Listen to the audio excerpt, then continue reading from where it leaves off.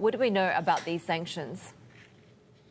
Well, Heidi, the sanctioned individuals include Ceng Quanguo. He's a Xinjiang province secretary and sits on the 25-member Politburo. He's reportedly the highest-ranking Chinese official to ever be hit by this type of sanction. He is seen as the architect for the repressive policies in Xinjiang, where the UN says upwards of 1 million Uyghurs have been detained for what China says is part of its legitimate counterterrorism efforts.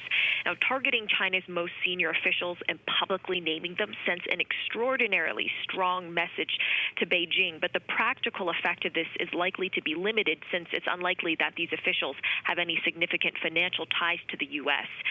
Senior officials have been pushing for this sanction for months, but Trump had been delaying the move over worries they would complicate the U.S.-China trade deal.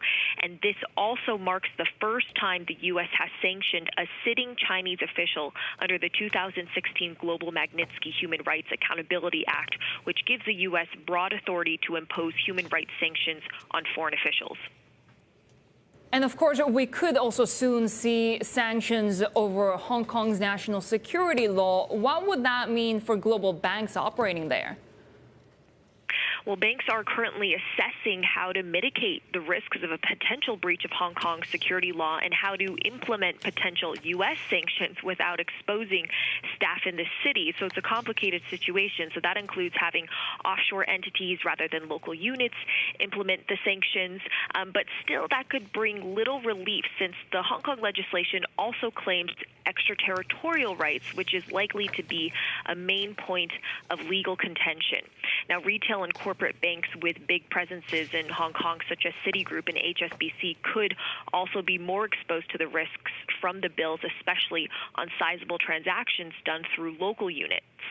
And banks as well, including Citigroup, Goldman, and JP Morgan, are walking this tightrope between the U.S. and China, given their operations in Hong Kong and their ambitious plans for China this year. HSBC is especially under fire after it voiced support for China's security law under intense pressure because of its very dominant role in Hong Kong. We've also learned that global banks are reviewing their client base to try and identify people who may be exposed to sanctions under the U.S. Act and look over agreements to make sure that they have clauses that allow them to ditch customers without penalty.